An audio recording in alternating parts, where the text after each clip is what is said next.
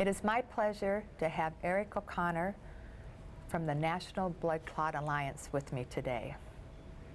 Blood clots can affect anyone. Both Eric and I know that. We are both pulmonary embolism survivors. It's so important to know the facts about blood clots, and I am so privileged to have Eric here from Chicago to share his expertise with us.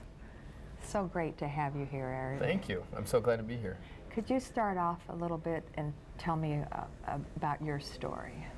Sure. I was about 4.5 years ago, and I had knee surgery. It was a quick 20-minute surgery, and went on vacation with we have 3 little boys. They're 10, 8, and 5. Up in Wisconsin. We're running around. I was hobbling around a little bit without crutches after knee surgery, but I started to get a swollen calf and kind of swollen leg, which we attributed to knee surgery. And by the time we got home, my wife was off at work. She's an ER nurse, and all of a sudden I was short of breath and sweating, standing in my garage. My heart rate was about 130 beats a minute, and I'm a marathon runner, so kind of acutely aware of where my heart rate should be and what's going on. And I didn't feel right. I kind of felt like I might pass out. I wasn't sure what was going on. And when I walked inside and sat down on the couch, just kind of slumped down and was in a daze. I didn't really know what was going on, and called my wife at the ER, who rushed home to get me and threw me in the car. Grandma came over to watch the boys. We went straight to the hospital, and it turns out I was completely full of pulmonary embolism, or pulmonary emboli, in my chest. So I had blood clots all over my chest, which started from deep veins in my calf. And so I had a handful of thick clots in my calf. That was the introduction to blood clots for me. And as we spoke earlier, who would have thought, right? A young guy like you, marathon runner, in shape. Who knows? I mean. Sure. I had run 17 marathons prior to my knee surgery. I was in about as good a shape as you could be.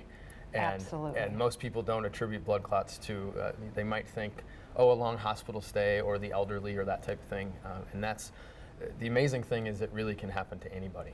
So there's about 900,000 people a year that will be affected by blood clots. And that age range is all the way from babies up until to senior citizens.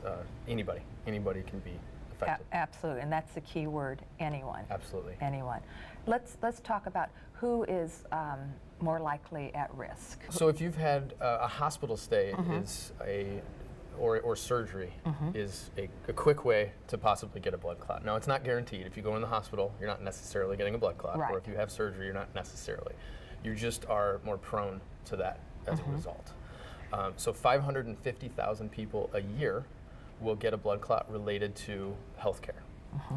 That's quite a few. So 900,000 people a year will get a blood clot, and the CDC says 550,000 of those are related to healthcare.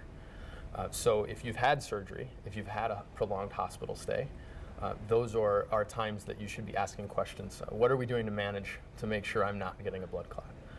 Signs and symptoms are really important if you're going into the hospital or recently come out of the hospital. So the interesting thing about signs and symptoms is they don't always work. So in our cases, a swollen leg, redness, hot to the touch, those are warning signs that you shouldn't walk around with a swollen calf for very long. You should immediately think, I need to get this looked at. It could be what's called a DVT, which is deep vein thrombosis, which is blood clots in your leg. That could be in your arm, it could be in your pelvis, it could be in any point of your leg. They can be in all different places. Sometimes none of those symptoms present. So you don't have to have a swollen leg or redness or sore of the touch, and you could still have a DVT. So that's the interesting part. But a lot of times those symptoms do come out, and it's where we should start asking questions of our healthcare providers, or in the hospital if we're sitting there saying, my leg really hurts and I had knee surgery. Right. Well, why is it hurting in the calf? That's a good time to say, why does my calf hurt? Right. I didn't have that information when I went into knee surgery. Otherwise, I would have been asking those questions a little sooner than I did. But that's definitely really important information. It is important. Now, what about, let's say you missed those signs, as in my case, I had a tibia surgery in which the calf was swollen, and which was on the back of the leg, and I'm thinking, well, shoot, I just had leg surgery, so my leg is going to hurt. Sure. Let's say you miss the DVT signs, you miss that, then it goes up, it travels up to your chest, and then now we're in a real dangerous level. Sure. It's moved up to the chest. Now you have pulmonary embolism. Now you have a whole different series of signs. What do you do then? So with PE, pulmonary, short for pulmonary embolism, you could have shortness of breath. You could have pain in your chest. People confuse it. You might think, oh, it's hypertension, or maybe I'm having a heart attack, or why can't I breathe? There's a lot of different things that could be going on. The number one for me was shortness of breath. I was sitting on my couch panting. I was just kind of breathing very heavily, like I had done a workout, and I was standing in my garage. So that's kind of an immediate sign that there might be something going on.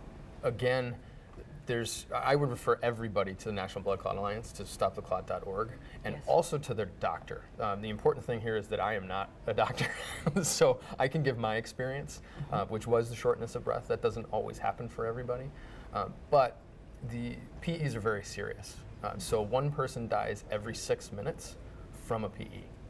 When you go into the ER with pulmonary embolism, there's a 1 in 3 chance that you will die.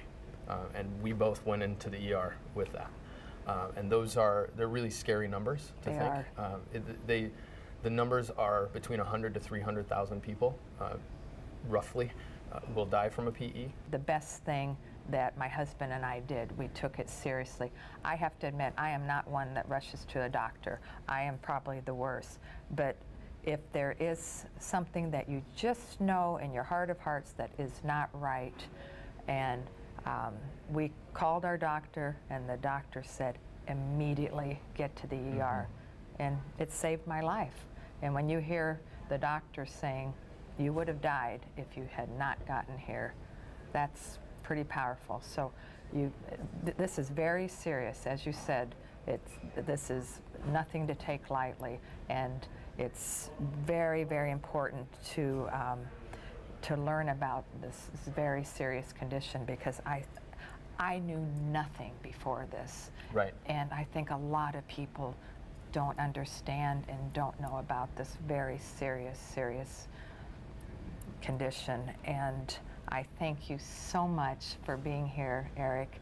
And the good news is you'll be here for our May Auto Show, and I'm so thrilled to get more information from you, because I really think it's important for people to learn more about this very, very serious condition. Absolutely. Thanks so much for having me. Thank you, Eric. For more information about the dangers of blood clots, please go to the Friendly Chevrolet Facebook page. To browse our inventory anytime, go to the all-new SusansAutomall.com. Thanks for watching.